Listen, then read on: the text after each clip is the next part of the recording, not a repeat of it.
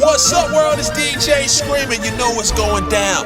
Buzzing on the block, highlighting the newest, hottest independent artists making noise out there in the streets. Coming to you from Jones' Studios is DJ Scream. Montana of 300 is here. It's time for that Buzzin' on the block. What's up, man? Welcome to the city, man. What's up, my brother? What's going on with you, man? Long time coming. We're supposed to link for a minute now, man. What's going on with Montana 300, man? Give us some updates on you, man. I'm working on this album called Rap God. It's actually wrapped up really right now. It's gonna have 23 tracks on it. And so I'm promoting that right now. Me and a couple of my artists over at FG and my boy Arsenal on there. I'm real like in-house really with what I do, you know, just being independent and stuff like that. But it's gonna be my last solo album for a while. After that I'm working on like group projects and stuff like that. So when you say last solo album, as in if you hear me on an album or anything, it'll be me and somebody else's album. Okay. Yeah. Gotcha. Type thing. Yeah. So it's gonna be my last solo. But other than that, I'm gonna still do my remixes and stuff like that that my fans like. Is this retiring or something? Just trying to. I never use the word retiring. Okay. I really don't like the word really, because you know this is what I do. So a lot of people be like, he's retired. I thought you retired. Blah, blah, blah. I never use the word retire. You know what I'm saying? But I don't. Me personally, I don't like to look at it as retiring. You know. I'm going off into doing some other things as far as entertainment and stuff like that. Dope. Like books and stuff, and you know, writing movies and things like that. I have more time for the other stuff, you know, than just rap.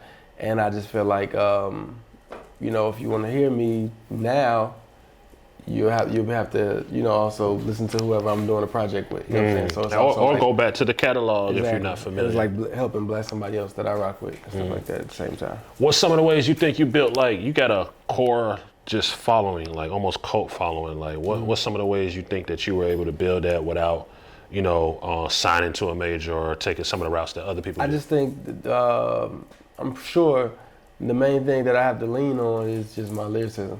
You know, a lot of things, like I watch and I study like a lot of the fan reaction videos that people do who listen to my music for the first time and things like that. And I watch like known battle rappers even, you know, react to my stuff, you know, and one thing I pride myself in doing is like not using fillers. Like I'm not one of those rappers that's like, oh, I just need to, you know, finish this bar, get to this thing or get through here. You know what I'm saying? Like, so I like everything, all my bars to really be solid. You know what I'm saying? If it's not a metaphor or anything like that, I like for it to be just real straight to the point and just like deep or heavy. You know, like some of the simplest things can be heavy if you lay it down right. You know what I'm saying? And yeah, that's just what I am. So my lyricism has really just really carried me to where it's at. I've never been a gimmick person, you know, or feel like, oh, I gotta, you know, showcase my relationship to make people pay attention to me, or I need to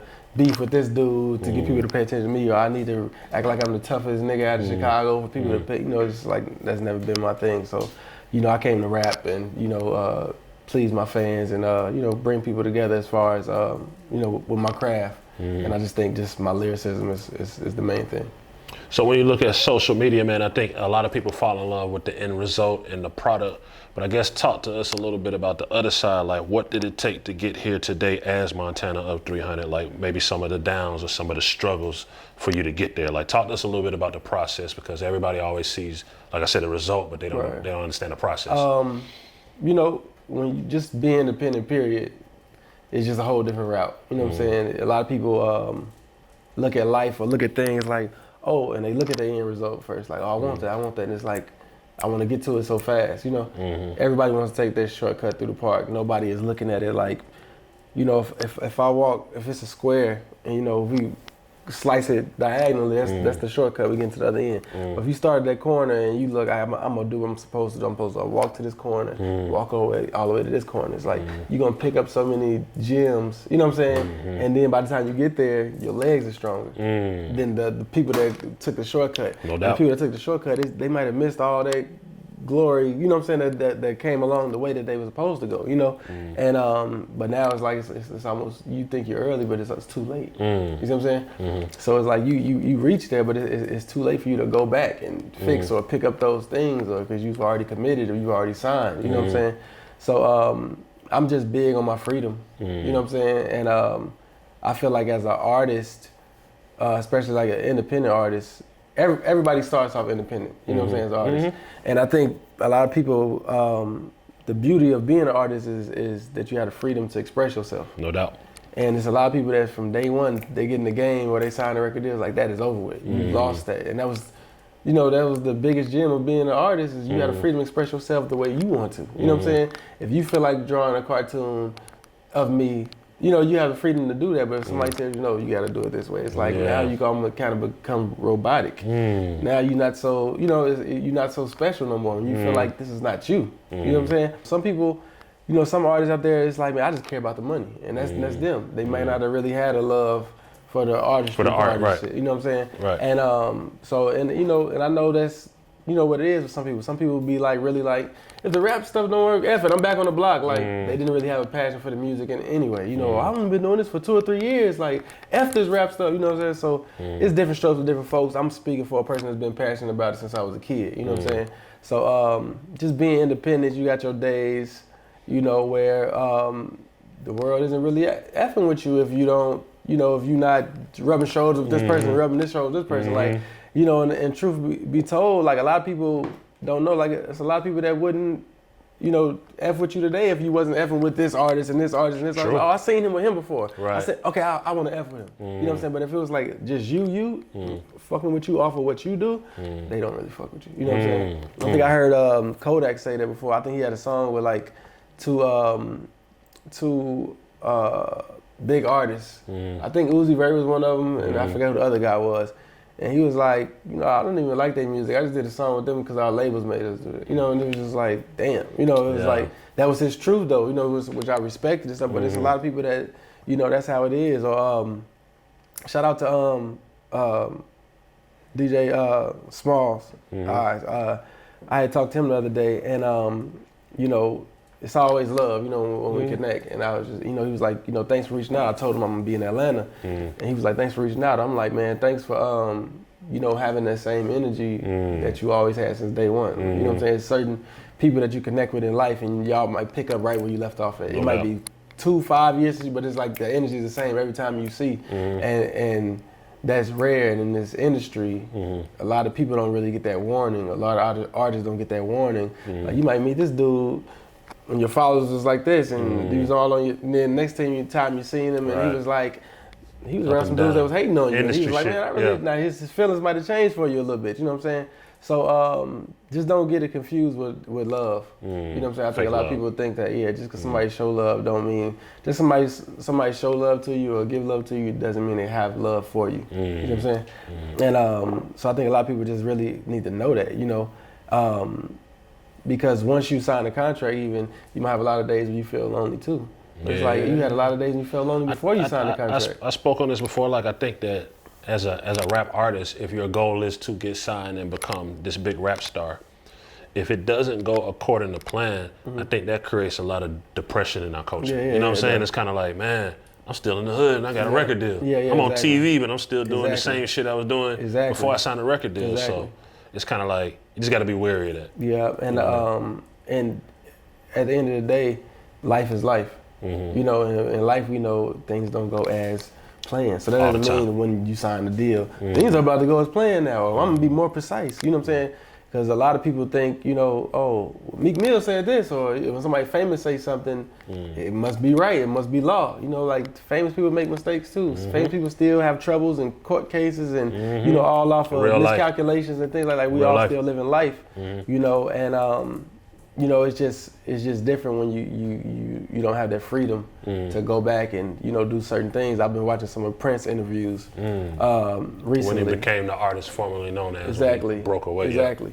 And he was just saying, like, you know, as an artist, he says, like, we see this formula of them giving us this money or this check to, you know, get in the studio and do this. He said, so after a while, you just see, like, okay, I'll pay for my own. He said I started paying for my own studio time, and so it's like he feel like these are my songs. I'm writing the songs. I'm paying for them. Like, how is this still yours? How does it still belong to you? You know what I'm saying?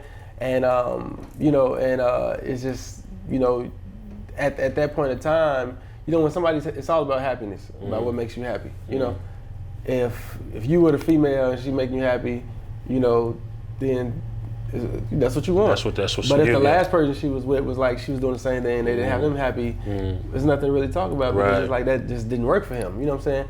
So a lot of times in this world, nobody likes to come outside and just and let the world know that they're not unhappy, even though unhappiness is way more common than happiness. You know what I'm saying? Yeah. And it's like, so I think it gets to the point to some artists are so unhappy to where it's like everybody has their haters. If you have success, you have haters. So it's like I can't let the world know that I'm unhappy because then my haters will be happy. So it's like when I walk out this door, I gotta put on that smile. You know what I'm saying? Like I gotta show the money. And then they trap themselves into you've been wearing Gucci and Louis every time we see you. So now you gotta hold that up or it look like you fell off. The world is ready to say you fell off. You see what I'm saying? Like, I never been into that. I never been into spending my earnings on crazy jewelry or spending my earnings into a lot of materialistic things. You know what I'm saying? A lot of people don't, they kind of setting themselves up for a trap or a responsibility that they don't know it's a responsibility. You know what I'm saying? Some people feel like they won't be powerful or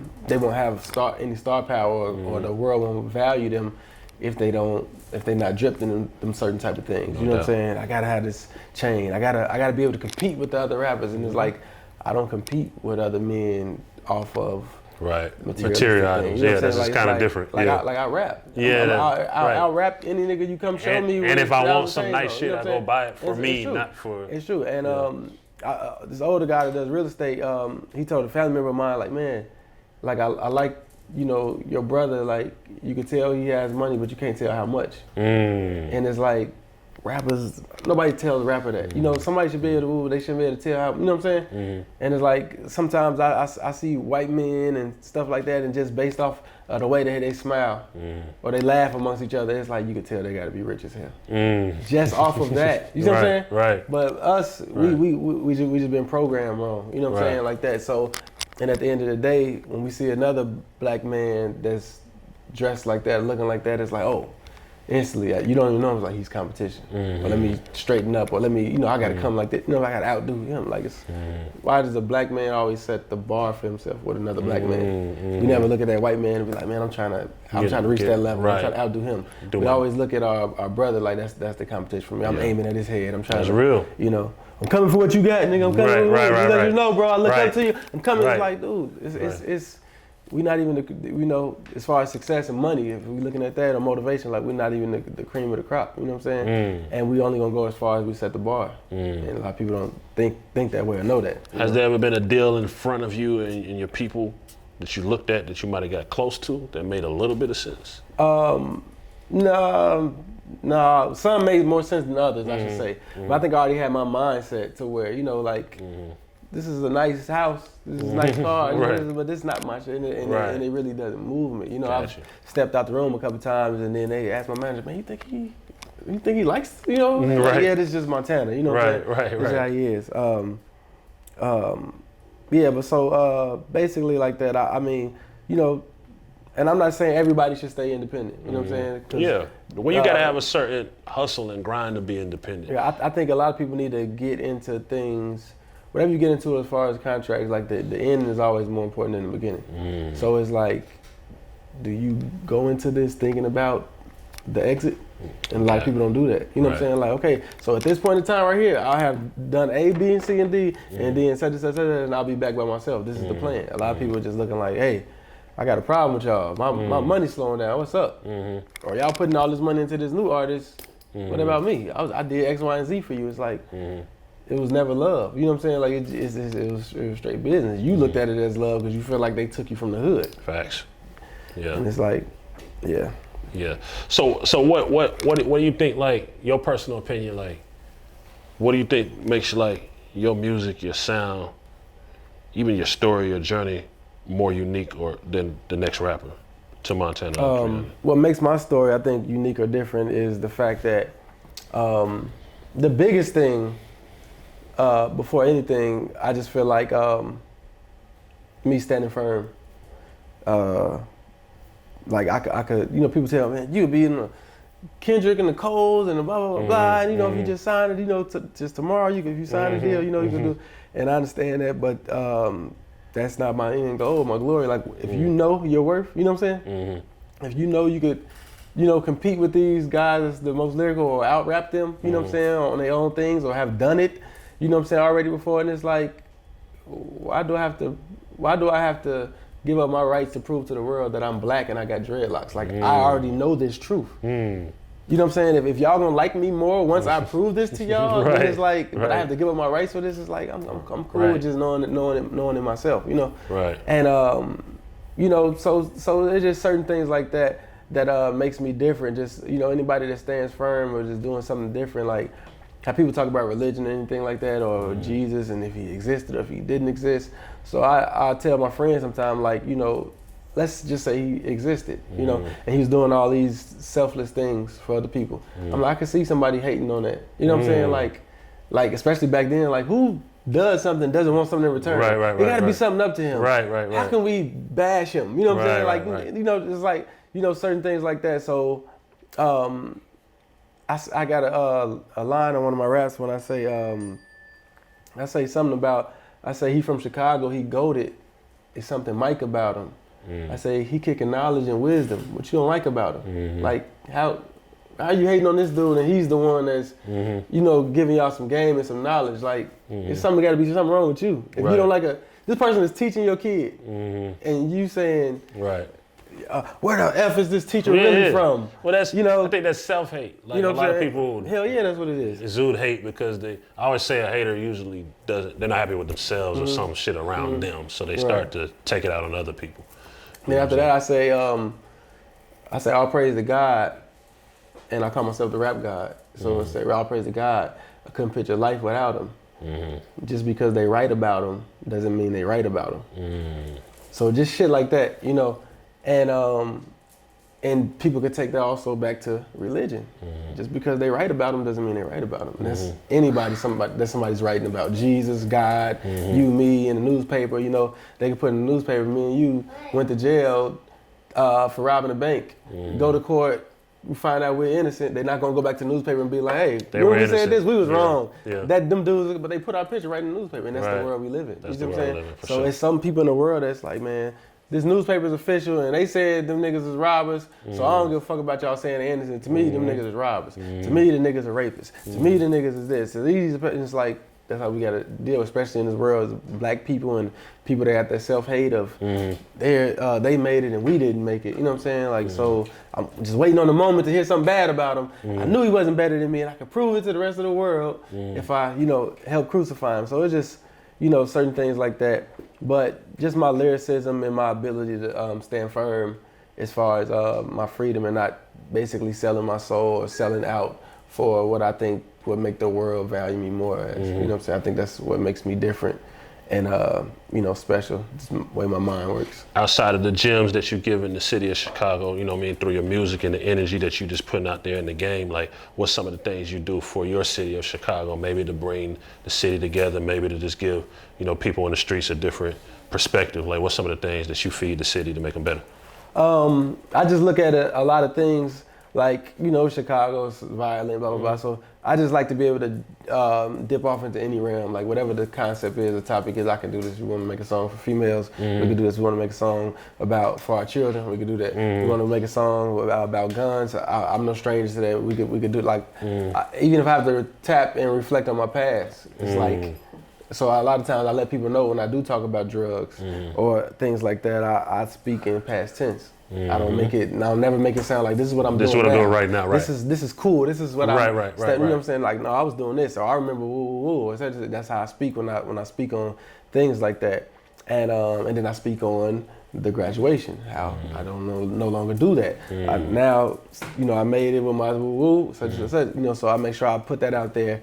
And, but I speak on a lot, like it's a lot of boys, especially black men who don't have their fathers in their lives. So I make sure, I have 2 sons, you know, and a daughter. So I make sure a lot of gems that I put in my music is for them. But I also know and I'm aware that it's falling on the ears of a lot of other boys who don't have fathers. A lot of other boys who don't have big brothers, you know, or big brothers telling them something positive, or big homies, because they don't have it around. It's like, man, I picked this up, or I start moving like this when this nigga said this. You know, so it's like, I was his big brother at that moment. Or this gem that was for my son, he took it and he was able to give it to his son one day. So when you go back and listen over the years, it's not like, oh, this is what he was talking about back then, but it's not worth shit today. That's why you can see a rapper like Jay-Z can go, 30 years from after he first came out, and people still respect him and want that picture with him.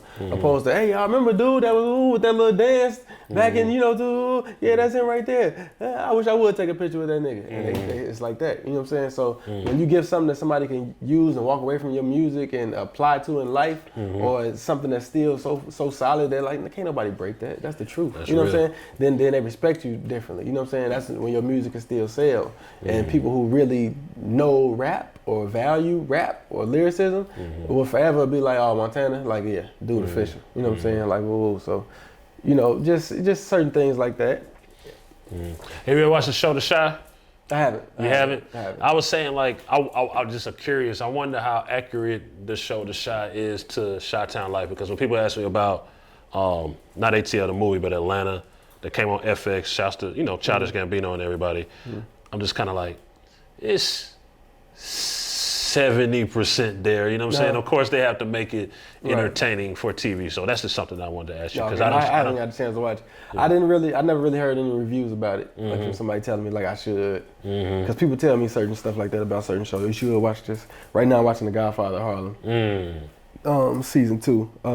I like it. I don't like, but it says at the beginning of the show, like a lot of these characters are real characters, but a lot of the stuff in here is fabricated to make it dramatic. It for TV, right, you know what I'm saying? Right. So I was like, okay, I'm glad, I like that they put that, but I don't like the fact that every time they have the character that's playing Elijah Muhammad, it's like every time he pops in the picture, it's to hate on Malcolm X. You know what I'm saying? It's like, so it's like, and then some people are gonna run with that and be like, oh, so this is who Elijah Muhammad is. I don't like him, you know what I'm saying? That's what we want, you know what I'm saying? Right. Opposed to, seeing all them going to seek for his knowledge and, the things like this is the dude that created the Malcolm X that we know.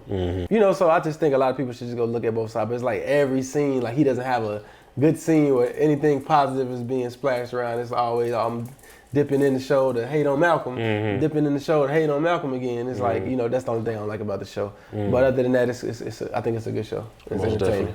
Definitely. Paint the picture of the rest of how you would like the rest of 2021 to go for Montana 300 projects. You spoke of some other endeavors. I guess paint the picture riding out through the rest of the year for us. I just want to, I haven't really been touring at all during the whole COVID thing, so I had a couple shows here and there. But I just want to drop my Rap God album in the next couple months and just start racking up my tour dates and things like that and carry that out. So last solo album, but you still will be touring and doing shows and shit. Yeah, still touring, doing shows. And I got my artist. I'm working on a project with my homie called TO3, and the project is called Guns N' Roses Part 2. We dropped the Part 1 before. Did real good, and I'm dropping a project with another one of my artists named No Fatigue. And we don't got a name for our album yet, but we got a couple songs done on it. It's gonna be heat, fire, yeah. Most definitely, man. Yeah. Appreciate you pulling up the Buzzin on the Block, man. Give everybody your gram, your websites, everything, so they can tap in with your movement and fuck with you. Everything at Montana of 300. You already know what it is, man. Rap God, FG shit. Go follow me on all social medias. Music on all major platforms. DJSCREAM, man. Thanks for having me. Salute, Montana of 300. www.buzzinontheblock.com. Salute. What's up, world? It's DJSCREAM, and you know what's going down. Buzzin on the block, highlighting the newest, hottest, independent artists making noise out there in the streets. Be a part of a special one-on-one with the legendary DJSCREAM. Highlighting your talents on Buzzin on the block. Send your music today. Send your credentials. We're looking for the best of the best. This message is DJSCREAM approved. Buzzin on the block, powered by Hood Rich Radio. It's going down.